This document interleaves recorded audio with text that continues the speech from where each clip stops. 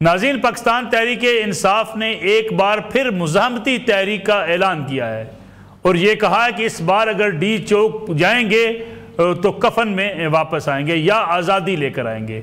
गोया एक बार फिर वही अल्फाज इस्तेमाल किए जा रहे हैं जो पहले अली मीन गंडापुर भी इस्तेमाल किया करते थे। वो कहा करते थे जब हम इस्लामाबाद पर जाएंगे, इस्लामाबाद चढ़ाई करेंगे और इस्लामाबाद से हम वापस नहीं आएंगे बल्कि हमें वापसी पर दफना दिया जाए। ये वो रवैया है, ये वो सियासत है एहतजाजी तहरीक की जिस पे हमेशा तहरीक इंसाफ के ऊपर तनकीद होती रही है कि तहरीक इंसाफ आखिर इस इंतहा पसंदी रवैये के साथ एहतजाज कैसे कर पाएगी। एहतजाज करना तहरीक इंसाफ का हक है, लेकिन पुरअमन एहतजाज आईने पाकिस्तान की रूह से लाजमी है। और कोई भी सियासतदान अगर ये कहे कि लाशें गिरेंगी, कफन सर पर बांध कर जाएंगे या हमें वापसी पर दफना दिया जाए, गोया इससे लगता ये है कि कोई मुल्क के अंदर इंतशार या एहतजाज के नाम पर कोई बिगाड़ का जो है वो तरीक़ाकार सोचा जा रहा है। अब सवाल ये पैदा होता है कि आखिर तहरीक इंसाफ इस रवैये से पीछे हटने को तैयार क्यों नहीं है। एहतजाज उनका हक है, एहतजाज उन्हें करना चाहिए, लेकिन इस किस्म के अल्फाज इस्तेमाल करने की आखिर क्यों ज़रूरत पेश आती है कि या आज़ादी लेंगे या जो है सर पर कफन बांध कर जाएंगे। दूसरी तरफ सुहेल आफरीदी साहब ने आज कोहाट के जलसा आम से खिताब करते हुए जहाँ एहतजाजी तहरीक का ऐलान भी किया, ये भी कहा जुनैद अकबर साहब ने कि अगर गवर्नर राज लगा तो कारकुन किसी काल के इंतज़ार किए बगैर गवर्नर हाउस का घेराव कर लें। गोया कारकुनों को उकसाया जा रहा है कि अगर कोई आइनी फैसला या कोई कानूनी फैसला भी आता है तो उसके रास्ते में रुकावट डालने के लिए कारकुन अपने घरों से निकल आएँ। लेकिन ये सारी प्लानिंग एहतजाजी तहरीक की करेगा कौन? क्या तहरीक इंसाफ की सियासी कमेटी करेगी? तहरीक इंसाफ खुद इसका ऐलान करेगी? इसके बारे में भी बड़ी एक अजीब व गरीब बात आज सुहेल आफरीदी साहब ने कही। वो कहते हैं कि जनाब ये प्लानिंग जो है इस एहतजाज की, ये जनाब महमूद खान अचकज़ई साहब और अल्लामा राजा नासिर अब्बास साहब देंगे। गोया तहरीक इंसाफ अब दो रहनुमाओं के कंधों पर सवार होकर एहतजाज करना चाहती है। अगर अल्लामा राजा नासिर अब्बास साहब ने और महमूद खान अचकज़ई साहब ने ही एहतजाज करना है, प्लानिंग करनी है, एहतजाज को लीड करना है, पार्टी की क़यादत करनी है, तो फिर ये दर्जनों भर की जो सियासी कमेटी है और तहरीक इंसाफ के जो जगह जगह कद काट के रहनुमा हैं उनका फिर सियासी किरदार क्या है, इस पर भी बात करेंगे आज के प्रोग्राम के अंदर। फिर दूसरा एक मसला है, कहा जाता है कि जनरल फैज़ अमीर साहब को सज़ा हो गई। पीटीआई कहती है वो मुस्लिम लीग नवाज़ के सहूलतकार थे, मुस्लिम लीग नवाज़ कहती है नहीं जी वो पीटीआई के सहूलतकार थे। आखिर वो सहूलतकार किसके थे और क्या उनके आने वाले दिनों में जनरल फैज़ की सज़ा के ताने बाने कहीं और जाकर भी मिल जाएंगे, इस पर भी बात करेंगे आज के प्रोग्राम के अंदर। मेरे साथ मौजूद हैं हुज़ैफ़ा रहमान साहब, वज़ीर मुमलिकत हैं, मुस्लिम लीग नून के सीनियर रहनुमा हुज़ैफ़ा रहमान साहब, आपका बहुत शुक्रिया प्रोग्राम में वक्त देने के लिए। जबकि उनके साथ तशरीफ़ रखते हैं हज़रत सदीक़ साहब, मारूफ कानूनदान है, पाकिस्तान तहरीक इंसाफ के सीनियर रहनुमा है, जबकि सीनियर सहाफ़ी और तज़कियाकार जनाब लिहाज अली साहब भी हमारे साथ मौजूद हैं, जो ब्यूरो चीफ भी हैं पेशावर से न्यूज़ के। लिहाज साहब आपकी भी बहुत शुक्रिया। लिहाज अली, प्रोग्राम में आगे से बढ़ने से पहले मैं चाहूँगा आप ज़रा कोहाट में जलसे की रुदाद हमारे दोनों रहनुमाओं के सामने रख दें। कहा गया कि जनाब तहरीक शुरू होगी, KPK में जलसों का आगाज़ कर दिया गया। KPK तो उनका अपना होम ग्राउंड है, अपनी हुकूमत है, वहाँ अगर ऐसे एहतजाजी जलसे होते भी रहे, पेशावर में हो गया, आज कोहाट का जलसा भी हो गया, बड़ी सख्त ज़ुबान भी इस्तेमाल की गई, फ़र्क क्या पड़ेगा वफाकी हुकूमत को? ये तो सूबाई हुकूमत के मामलात है, जलसे करना हुकूमत कर रही है, जलसे कंट्रोल करना हुकूमत का काम है। PTI को इससे हासिल क्या हुआ? बहुत शुक्रिया मलिक साहब। बुनियादी तौर पर ये वज़ीर आला खैबर पख्तूनख्वा का 5वां जलसा है और हम DGI इस्तियार के प्रेस कॉन्फ्रेंस के बाद देखें तो ये दूसरा एक किस्म से एहतजाजी मुजाहरा है। इससे पहले गुज़श्ता हफ्ते पेशावर में और इस दफ़ा कोहाट को चुना गया है। कोहाट में तवक्को भी ये थी कि तकरीबन इतनी ही लोग निकलेंगे। वहां पर जब स्पेशल ब्रांच से वहां मेरी थोड़ी देर पहले ने कहा कि 4.5 से लेकर तकरीबन 5,000 मैक्सिमम ये मिल्स ग्राउंड है उसका इंतखाब किया गया था। और वहां पर जलसे में जो पेशावर का जलसा था गुज़िश्ता हफ्ते, उसकी निस्बत यहाँ पर इस दफा वज़ीर आला खैबर पख्तूनख्वा ने बड़ी सख्त जुबान इस्तेमाल की है। कफन लेके आएंगे, कफन लेके जाएंगे, जुनैद अकबर साहब ने भी कहा। और इससे पहले जो पार्टी की जनरल सेक्रेटरी है सूबाई अली असगर, उन्होंने भी DGI इस्तियार के उस प्रेस कॉन्फ्रेंस का जिक्र करते हुए उनको भी तनकीद का निशाना बनाया। ये जो आप बता रहे हैं कि हासिल क्या होगा, ओवरऑल पाकिस्तान तहरीक इंसाफ जो है तवील अरसे से, बल्कि तवील अरसे से मैं इसलिए कह रहा हूँ कि गुज़श्ता साल नवंबर में उन्होंने आखिरी दफा एहतजाजी मुजाहरा इस्लामाबाद की जानिब किया था। मुसलसल वर्कर्स की जानिब से एहतजाज और फिर पार्टी जो बानी कायद है उनकी रिहाई के लिए बाकायदा तौर पर पार्टी पर दबाव डाला जा रहा है। तो पार्टी पर दबाव डालने के लिए आज जो वज़ीर आला खैबर पख्तूनख्वा थे उन्होंने उसका जिक्र किया, लेकिन जिक्र भी उन अल्फाज में किया कि आपने अपनी जो एंट्रो बताई कि जी महमूद खाना चकजई साहब और जो अलामा नासिर अब्बास साहब है, बेसिकली वो एहतजाज की कॉल देंगे तो हम करेंगे। तो ओवरऑल इस वक्त जो है उन्होंने अपनी कंधों से बोझ उठा के उसके कंधों पर रख दिए। लेकिन इस वक्त जो सुहेल अफरीदी के लिए सबसे बड़ा इशू है वो खैबर पख्तूनख्वा में गवर्नेंस का है। शायद सवाल जो मुसलसल उठाए जा रहे हैं यहाँ पर एक कमजोर अपोजिशन है, लेकिन फिर भी जो सवालात मुख्तलिफ सिविल सोसाइटी की जानिब से उठाए जा रहे हैं वो गवर्नेंस के मुतालिक ही है। जी, लेकिन लिहाजा अली अगर 4-5 हज़ार का जलसा करना वज़ीर आला ने, तो पीटीआई तो अपने आप को बड़ी पॉपुलर जमात कहती है, खैबर पख्तूनख्वा को अपना होम ग्राउंड कहती है, अपना किला करार देती है। अगर 4-5 हज़ार का जलसा क्या इम्पैक्ट होगा? क्या पीटीआई के लिए खुद ये नुकसानदेह नहीं होगा कि उसके जलसे अगर इतने छोटे होंगे? तो पीटीआई के वर्कर भी मलक साहब मुसलसल सवालात उठा रहे हैं और वो भी गवर्नेंस से मुतालिक, और खुसूसन कंपैरिजन किया जाता है। मैं इस प्रोग्राम में आपको महकमा बल्दियात के एक आला सतही इजलास की एक हल्की सी रुदात सुनाऊंगा। उस रुदात के दौरान पेशावर को स्मार्ट सिटी बनाने का फैसला किया जाना था और बताया जाना था कि हमारे पास इस वक्त smart city model Khyber Pakhtunkhwa में कौन सा है। तो 12 साल इक़्तिदार के बाद भी उनके पास कोई स्मार्ट सिटी मॉडल नहीं था। तो उन्होंने लाहौर का ही इंतखाब किया कि लाहौर में ये हुआ है हम भी यहाँ पर ये करें, लाहौर में ये हुआ है हम भी यहाँ पर ये करेंगे। ये वो सवाल है कि जो 4,000 और 4,500 या 8,000 या 10,000 की जलसे पर नहीं, बल्कि इस वक्त पाकिस्तान तहरीक इंसाफ के उस वर्कर्स ये सवाल उठा रहे। मलक साहब, बुनियादी तौर पर पाकिस्तान तहरीक इंसाफ ने इस वक्त जो हुकूमत बनाई है वो बयानी की हुकूमत है, और बयानिया जो है वो बेसिकली वही हो रहा है कि शोला बयानी हो, अडियाला की जानिब मार्च हो, बनीगाला के लिए रिहाई हो।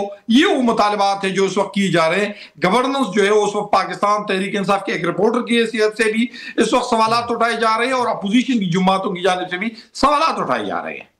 बिल्कुल ठीक है। हुज़ैफा रहमान साहब, जलसा आज किया क्वाड में, पीटीआई ने मुज़ाहमती तहरीक का ऐलान भी है, बड़ी सख्त ज़ुबान का इस्तेमाल भी है। लग रहा है कि तहरीक इंसाफ अगर फिर इस्लामाबाद आने का ऐलान करती है, अगरचे आज उन्होंने कहा हम हर किस्म की कुर्बानी देने को तैयार हैं, डी चौक गए या कफन में वापस आएंगे या आज़ादी लेकर आएंगे, ये सुहेल अफरीदी ऐलान कर रहे हैं जो खैबर पख्तूनख्वा के वज़ीर आला हैं। बदला कुछ नहीं है, वही लहजा, वही ज़ुबान, वही तनकीद, वही एहतजाज।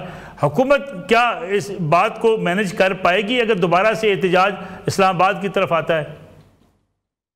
जी, बहुत शुक्रिया मलिक साहब, आपने हुकूमत का मौक़िफ़ जानने के लिए मुझे मदऊ किया।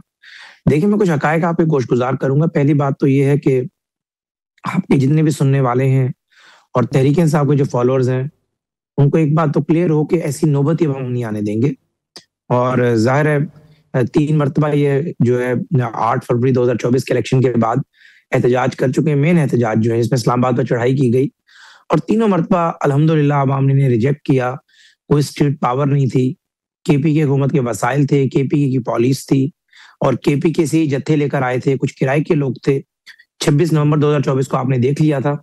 लेकिन ये है कि अब हम बार बार पुरअमन एहतजाज के नाम पर या फंडामेंटल राइट के नाम पर इतना इंतजार नहीं करेंगे कि ये अटक पहुंच जाए या सवाबी क्रॉस करें। अगर सुहेल अफरीदी साहब ने कफन बांधने हैं तो या तो वहां वजीर आला शिप से इस्तीफा देकर आएंगे या फिर उससे पहले उनको वजीर आला से हम जो तरीकेकार है आईनी गवर्नर राज लगाकर उनकी वजारत आला से उन्हें बरतरफ करेंगे और उसके बाद फिर उनके जितने बंदे वो लेके आ सकते हैं लेकर आए। लेकिन उसका फिर हरगिज मतलब ये नहीं है कि आप जो है सरों पर कफन बांध कर आए। आपने हमेशा एहतजाज करना होता है। सियासी जमातों का एहतजाज जो है वो पुरअमन हुआ करता है। आप कोई मुसल्ला जत्था नहीं है, आप कोई सियासी जमात का मिलिट्री विंग नहीं है, कोई आपने यहाँ इस्लामाबाद में आकर सुप्रीम कोर्ट और कॉन्स्टिट्यूशनल कोर्ट पे अपना झंडा नहीं लहराना जिसके बाद बानी रिहा होंगे। आपके बानी जो फंडामेंटल राइट्स की, इंसानी हकूक की, कॉन्स्टिट्यूशन की सुपरमेसी की बात करते हैं, उसके तहत तो आपके बानी को इस्लामाबाद हाई कोर्ट ने रिहा करना है। इस्लामाबाद हाई कोर्ट के आप ऑर्डर का हवाला देते हैं मुलाकातों के हवाले से, जिस हाई कोर्ट के ऑर्डर की वजह से सुहेल अफरीदी वजीर आला बने। मेरे ख्याल से इनकी तरबियत में कोई कमी छोड़ी गई है, जो कि नहीं, मैं सियासी तरबियत की बात कर रहा हूँ। इनके बानी इन्हें बताने में नाकाम रहे हैं कि भाई सियासी जमातों के जो एहतजाज होते हैं वो इंसानी हकूक की तंजीमों, सहाफियों, वकला बरादरी और मासिस को पैगाम देने के लिए होते हैं कि इतनी बड़ी मेजोरिटी जो है वो इस जमात के साथ खड़ी है। उसका हर किसी मतलब नहीं होता कि आपने एहतजाज की मदद से कोई हुकूमत पे कब्जा करना होता है। लेकिन चूंकि ये अपने वर्कर को एजुकेट ही नहीं कर सके, वो ये समझते हैं कि शायद हम आएंगे, मेट्रो को आग लगाएंगे, कॉन्स्टिट्यूशनल एवेन्यू पे हम चढ़ जाएंगे, पीटीवी पे हम अपना झंडा लहराएंगे, रेडियो पे कब्जा करेंगे, या हम इस किस्म की एक्टिविटीज करेंगे, तब जाकर हमारा एहतजाज स्टैब्लिश होगा या हमारा एहतजाज जो है वो रजिस्टर होगा। ऐसा हरगिज नहीं है। पूरी इसकी पूरी तैयारी है। आप भी जो है हौसले में रहें, चूंकि आप पाकिस्तान के काम शहरी हैं। जहर अगर मुल्क के अंदर एजिटेशन होगी, इस्लामाबाद में कोई धावा बोलेगा, आप सब लोग परेशान होंगे। ऐसा कुछ भी नहीं होगा। ये सिर्फ जो है वो बात है ना कि वो जो शेर है उसका हबीब जालिब का कि वो मुझे जहन ही निकल गया, चंद फूकों से फूल जाते हैं, कैसे कम वक्त हैं गुब्बारे, चंद फूकों से फूल जाते हैं, वही वाली बात है। ये ऐसा कुछ भी नहीं होगा। अगर अली अमीन गंडापुर ने तीनों एहतजाज किए हैं तो हमारी बर्दाश्त और हमारी सहूलतकारी की वजह से किए हैं। फेडरल गवर्नमेंट ने बर्दाश्त से काम लिया। उस बर्दाश्त को आप सहूलतकारी कहें या कमजोरी कहें, ये आपकी मर्जी है। हमारी मर्जी के बगैर ये सवाबी क्रॉस करके दिखाएं कि इतनी जरूरत ही नहीं है। ये सिर्फ, और दूसरी बात, इन्होंने 2 लोगों का चुनाव किया। मैं आखिरी बात करूंगा। 2 लोगों में नासिर अब्बास और जो अचकज़ई साहब, मैं किसी को यहाँ सर्टिफिकेट देने के लिए नहीं बैठा हुआ, लेकिन आपके मुल्क की 26 करोड़ आबादी जानती है कि दोनों लोग हमेशा से आपके मुल्क में एस्टेब्लिशमेंट के हवाले से जिनका नुक्ता नजर रहा वो किसी ढका छुपा नहीं है। जिस तरीके से इन लोगों ने जो लाइन टो की, किसी ढकी छुपी नहीं है। अगर तहरीके इंसाफ अचकज़ई की लाइन टो करना चाहती है तो अपने मंशूर में ऐड करे कि हम महमूद खान अचकज़ई की लाइन को टो करना चाहते हैं, फिर अवाम में जाए और मैंडेट लेकर आए। अचकज़ई साहब काबिल एहतराम है, एक दूसरे अपनी निकाल के ले आते हैं, लेकिन अचकज़ई साहब का जो नुक्ता नजर है, इस मुल्क के अंदर एक बहुत बड़ी तादाद है जो उस नुक्ता नजर को रिजेक्ट करती है। अगर आप अचकज़ई और जो है वो नासिर अब्बास साहब के कंधे पे रख के मामला को चलाना चाहते हैं तो ना मामला आपके चलेंगे, लेकिन हमें बड़ी खुशी है कम अज कम आपकी इंटेंशन जाहिर हो गई है और आवाम को पता चल रहा है कि बेसिकली आप लोग किसकी सहूलतकारी कर रहे हैं। बिल्कुल ठीक है। अजहर सदीक साहब, 2 चीज़ें मैंने आपसे पूछनी। पहली बात तो ये कि आज भी जो जलसे से खिताब करते हुए जिस किस्म का लबो लहजा था सोहेल अफरीदी साहब का, वो ये कहते हैं जी कि इस बार हम डी चौक गए तो कफन में आएंगे या आज़ादी लेकर आएंगे। ये सियासतदानों को कफन बांधना, लाशों की सियासत की बात करना, लाशें गिराएंगे या लाशें गिरेंगी, इससे कब बाहर निकलेंगे? क्योंकि पीटीआई पे यही इल्ज़ाम है कि जब वो एहतजाज का ऐलान करती है साथ ही लाशों की या कफन की बात करना शुरू कर देती है। दूसरा, इस पूरे जलसे से खिताब करते हुए पीटीआई ने अपना लाएअमल देने की बजाय ये कहा कि आइंदा का जो एहतजाजी प्लान है वो महमूद खान अचकज़ई और अल्लामा राजा नासिर अब्बास साहब देंगे। पीटीआई के पास अपनी कोई लीडरशिप नहीं है जो फैसला कर सके एहतजाज कब करना है, किस वक्त करना है। हाँ, बहुत शुक्रिया। मजाक अच्छा कर लेते हैं नसरुल्लाह मलिक साहब। यानी पिछले 3-3.5 साल से एहतजाज की तो कोशिश कर रही थी पाकिस्तान तहरीके इंसाफ। अच्छा, मैं माजी में नवाज शरीफ के बयान देखना शुरू हो गया, उनके जलसे जुलूस, उनकी चढ़ाई, मैंने तो सारा कुछ अपनी आंखों से देखा हुआ है। मौलाना फजलुर रहमान के एहतजाज, जलसे जुलूस, सारा कुछ हमारी बस असल में यादाश्त कमज़ोर हो गई है हम सब लोगों की, ठीक है ना जी। वो फ़र्क सिर्फ इतना है, चेहरा तो मुंतखब था, आईना मगर और। यही सबब है हर ख्वाब अधूरा सा है। वोट की हुर्मत की जो बातें करते थे ना, यानी अभी मेरे सामने एहतजाज की बातें हुज़ैफा भाई है, वो मुझे याद आ गया। नैब का दफ्तर था, पत्थर मरियम सफदर साहिबा वहाँ मौजूद थी। 2020 की बात बता रहा हूँ मैं आपको। जी। और मैं शायद वो भी भूल गया, सुप्रीम कोर्ट की बिल्डिंग थी सजाद अली शाह साहब के दौर में, उस पर चढ़ाई किन्होंने की थी, शायद वो भी यादाश्त कमजोर है हमारी। नहीं, मैं एहतजाज और लाशें गिरानी और कफन बांधना, ये 2 चीजें जरा इसको जरा मुख्तलिफ कर लें हम। सर मेरी एक बात देखिए, मैं नहीं आपने शायद पुरानी तकरीरें नहीं सुनी हुई। आपने पुराने सियासी लीडरों की, ये सियासी लीडर ये तकरीरें करते हैं, इसमें परेशानी की क्या बात है? नहीं, अगर किसी हुकूमत को, वफाकी हुकूमत को जरा भी शर्म और हया ना हो कि वहां अक़वाम मुत्तहिदा की तरफ से इमरान खान की कन्फाइनमेंट के ऊपर UN का वर्किंग पेपर आ जाए, बाहर के मुमालिक में ह्यूमन राइट्स की वायलेशन के हवाले से, आप अंदाजा लगाएं कैसा मुल्क है। क्या हम अफ्रीका के मुल्क में रहते हैं कि इस मुल्क के साबका वज़ीर-ए-आज़म से मुलाकात नहीं कर सकते? अच्छा, हमें कहानियां बताई जाती हैं भाई अली अमीन गंडापुर के दौर में कितनी होती थी। मेरी आखिरी मुलाकात 19 सितंबर 2024 की हुई है। आज 1 साल से ज्यादा अरसा हो चुका है। मैं 20 खत दिखा सकता हूं जिसमें मैं कहता रहा कि मुझे मिलने दे। यानी अल्टीमेटली खुदारा, यानी क्या आप कहां की बातें कर रहे हैं? अच्छा, अगर तो पाकिस्तान की बातें कर रहे हैं, बता दे किस कानून के तहत।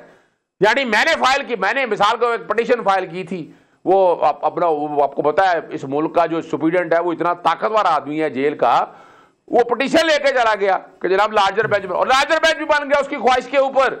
और लार्जर बेंच ने ना कोई आइन की बात की, ना कानून की बात की, उन्होंने कहा ठीक है मुलाकातें करनी चाहिए। अच्छा, उसमें तौहीन अदालत की दरखास्त दायर कर, भाई कोर्ट बैठे ना, कोर्ट बैठकर डिसाइड करे कि काम, अच्छा मान ले चले जनाब वो सियासी गुफ्तगू करते हैं, तो सर को ऑर्डर है आपके पास,